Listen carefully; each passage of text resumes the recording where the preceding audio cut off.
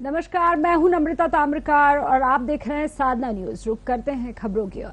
मध्य प्रदेश भोपाल के उत्सव marriage garden में साधना न्यूज और दामिनी की आवाज की ओर से इंटरनेशनल विमेंस डे के उपलक्ष्य में कार्यक्रम किया गया, जिसमें साधना न्यूज के owner GC Jain, CMD editor in chief Suresh Patel और न्यूज हेड पंकज दीक्षित मुख्य अतिथि के रूप में उपस्थित रहे।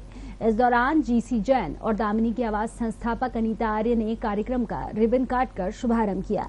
वहीं नृत्य, फैशन शो और रेट्रो फैशन शो का आयोजन किया गया, जिसमें बच्चों और महिलाओं ने बढ़ चढ़कर भाग लिया। इस दौरान महिला उद्यमियों ने अपनी कला को प्रदर्शित करने के लिए स्टॉल लगाए। साथ ही न्यूज हेड पंकज दीक्षित ने कार्यक्रम को लेकर खास बातचीत की।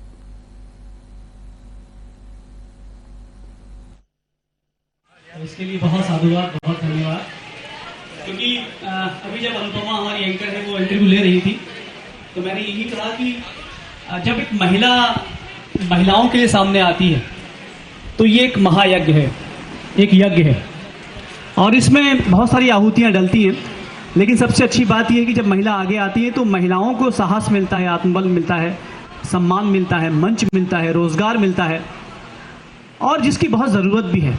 जिस तरह से हमारा समाज है और ये कहा जाता है कि एक वक्त ये था कि कहते थे कि महिलाएं जो हैं वो घर के लिए हैं, पुरुष मैदान के लिए हैं, महिला घर चूल्हे के लिए है, पुरुष तलवार के लिए है। तो अब वो समय बदल गया है और अंततः जैसी महिलाएं, आप सब जैसी महिलाएं इस बात को साबित कर रही हैं कि अब पुरुषों के लिए डर पैदा हो गया है। तो ये डर ज़रूरी है, ये डर होना चाहिए। तो बहुत सारा धन्यवाद आप सभी को और ख़ासतौर पर साधना न्यूज़ मध्य प्रदेश ये कार्यक्रम आयोजित कर रहा है। और मुझे लगता है कि अभी तक जितने कार्यक्रम हुए हैं ये एक अभिनव कार्यक्रम है, क्योंकि ये पूरे दिन भर का कार्यक्रम जिसमें महिलाओं को भी शामिल किया गया, उनका सम्मान भी किया गया, महिलाओं के रोज़गार की एक स्टॉल्स लगाए गए, बच्चों का एक यहाँ पर किड्स फैशन शो होना है, महिलाओं का फैशन शो होना है, एक नाटक भी होना है, डांस कॉम्पिटिशन है। तो इतने सारे कार्यक्रम एक ही छत के नीचे और एक ही दिन में होना अपने आप में एक साहस का काम है। मैं विष्णु शर्मा जी को भी बहुत धन्यवाद देना चाहूँगा और ख़ास तौर पर जो हमारे ऑनर हैं ज्ञानचंद जी जैन साहब, उन्हीं के निर्देशन में, उनके सबके साथ में जो है पूरे देश भर में साधना न्यूज़ मध्य प्रदेश लगातार उन्नति कर रहा है। 19 साल हो गए हैं इस चैनल को आए हुए।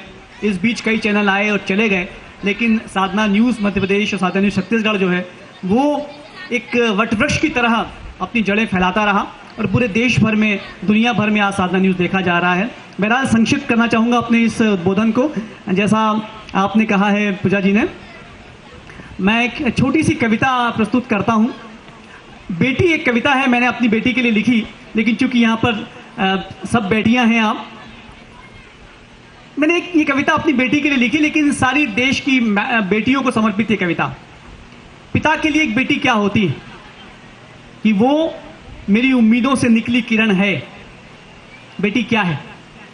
वो मेरी उम्मीदों से निकली किरण है, वो साहस है मेरे ख्वाबों को सच करने का, वो मेरे टूटे पलों में जन्मी ताकत है, वो जिंदा स्पर्श है मेरे नाबिना एहसासों का, जब मैं कौतूहल का समंदर था वो उन लम्हों की तस्वीर है, वो मेरे उजले दिनों का प्रकाश है, वो रेगिस्तान में ओस की बूंद से जन्मा पलाश है, वो मेरी सिकुड़ती पुतलियों में जागी अभिलाषा है, वो मेरी अपनी भाषा है, वो धैर्य है मेरे खोए सपनों के पुनर्जागरण का, वो अलंकार है मेरे अपने व्याकरण का, उसकी उंगलियों में रफ्तार मेरी है, उसके हर हर्फ में परवाज मेरी है, वो मेरे बुझते सुलगते अरमानों के बाद का आना है, वो महज सोच नहीं सच की इबारत का गाना है, वो गहरी रात के बाद की सिंदूरी आभा है, वो प्रार्थना में जुड़े हाथ, घंटियों की गूंज, मंत्रों के बीच बंधा दरवेश का धागा है, वो हरियाई धरती, वो नदी की कलकल, वो समंदर का शकूर है,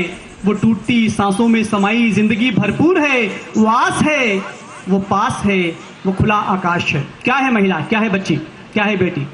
वो आस है, वो पास है, वो खुला आकाश है, वो इस बेनूर जहां में बात अनूठी है, नाम मिनी है उसका, वो मेरी बेटी है, नाम मिनी है उसका, वो मेरी बेटी है। बहुत सारा धन्यवाद, बहुत सारा धन्यवाद। और इस तरह के कार्यक्रम लगातार चलते रहें, आप सब एकत्रित होते रहें और खासतौर पर महिला शक्ति वो फ्रंट पर आए, इस देश में अपना नाम कमाए। जहाँ तक हम चैनल के माध्यम से हम सहयोग कर पा रहे हैं, मैं चाहूँगा सुरेश पटेल जी हम बैठे हुए हैं मध्य प्रदेश साथ मध्य प्रदेश के हेड, उनसे भी निवेदन करूंगा कि इस तरह के कार्यक्रम जो हैं वो लगातार आप करते रहें, इंदौर में भी करें, ताकि महिलाओं को एक मंच मिले, महिलाओं का एक समूह बने और इस देश को एक नई दिशा मिले। बहुत सारा धन्यवाद, थैंक यू। बहुत शुक्रिया पंकज।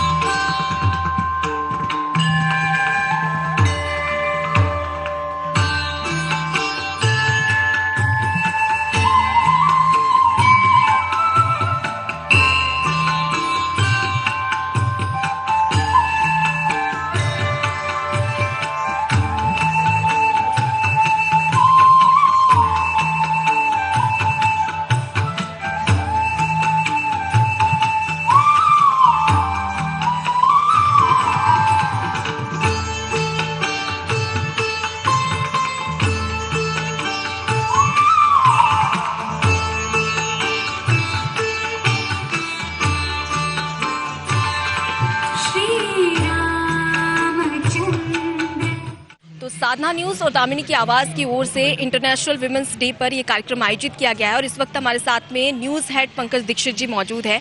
सर, किस प्रकार की प्रतिक्रिया आप इस कार्यक्रम को लेकर देखना चाहेंगे?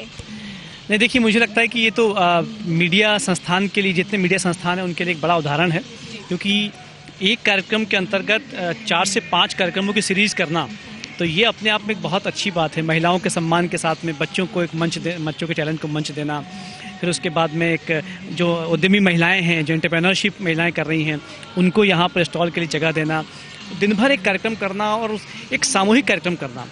और ना सिर्फ इस कार्यक्रम में जो है वो सम्मान की बात हो रही है, लेकिन इस कार्यक्रम में कहीं ना कहीं ये भी बात हो रही है कि हम कुछ ना कुछ करते रहें और समाज को कुछ उदाहरण दें, हम प्रस्तुत करें। तो मुझे लगता है कि इस साधना न्यूज़ का ये कार्यक्रम लोगों के लिए बड़ा उदाहरण है और इस तरह के कार्यक्रम साधना लगातार करता रहेगा और इस बड़े मंच प्रदान करता रहेगा, ना सिर्फ महिलाओं को, बच्चों को, बल्कि उन लोगों को जिनको रोज़गार की आवश्यकता है, जिन्हें कहीं ना कहीं कोई मंच चाहिए। तो मुझे लगता है कि ये कार्यक्रम बहुत अच्छा है और इस कार्यक्रम से हम एक और बात सीखना भी चाह रहे हैं कि और बड़े कार्यक्रम हमको आगे करना है। ये शुरुआत भर है, मंजिल जो है वो दिल्ली जाएगी। फिलहाल की स्थिति में अगर देखा जाए तो महिलाएं काफ़ी टैलेंटेड है, लेकिन अपने टैलेंट को निखार नहीं पाती है और कहीं ना कहीं इनमें कई सारी चीज़ें होती है जिसकी वजह से कई सारी ऐसी परेशानियां सामने आती है, जिसकी वजह से वो अपने टैलेंट को अच्छे से प्रेजेंट नहीं कर पाती है। तो इसकी क्या बड़ी वजह है और उसे आगे बढ़ाने के लिए और क्या प्रयास किए जाने चाहिए? नहीं, देखिए, ये अच्छी बात आपने कही कि महिलाओं के पास में प्रतिभा तो होती है, लेकिन कई बार परिवार का सपोर्ट नहीं मिल पाना एक बड़ा सेटबैक होता है। तो यहाँ लेकिन जितनी महिलाएं हैं तो इस बात का उदाहरण है कि उनके परिवार उनके साथ में खड़े हुए हैं, उनके जो जीवन साथी हैं, पति हैं, वो साथ में खड़े हुए हैं। तो परिवार का साथ मिलना बहुत बड़ी बात होती है, एक नैतिक मतलब एक बूस्टअप मिलना है ना, उनका कॉन्फिडेंस को बूस्ट करना परिवार के लिए बहुत ज़रूरी होता है। तो महिलाएं आगे आ रही हैं, लेकिन अगर आ रही हैं तो ये तय है कि परिवार उसके साथ में खड़ा हुआ है। तो मैं आप जो प्रश्न है आपका, उसका उत्तर यही है कि परिवार साथ में आए, उनके जो साथ के लोग हैं वो साथ में खड़े हों। महिला कुछ आगे करना चाह रही है तो कदम से कदम बढ़ाकर उनके साथ में चलें। यहाँ पर हमने देखा था कई सारी स्टॉल्स थी जहाँ पर महिलाएं, जो हैंडीकैप्ड बच्चे थे, उन्होंने खुद अपनी कला से कई सारी ज्वेलरीज भी बनाई थी और कई सारे ऐसे यहाँ पर स्टॉल्स हैं जिसमें महिलाएं खुद अपनी सामान सेल कर रही है। तो इसे लेकर अगर देखा जाए तो कई सारे ऐसे प्लेटफॉर्म मिल नहीं पाते इजीली, तो उसको लेकर क्या प्रयास किए जाने चाहिए?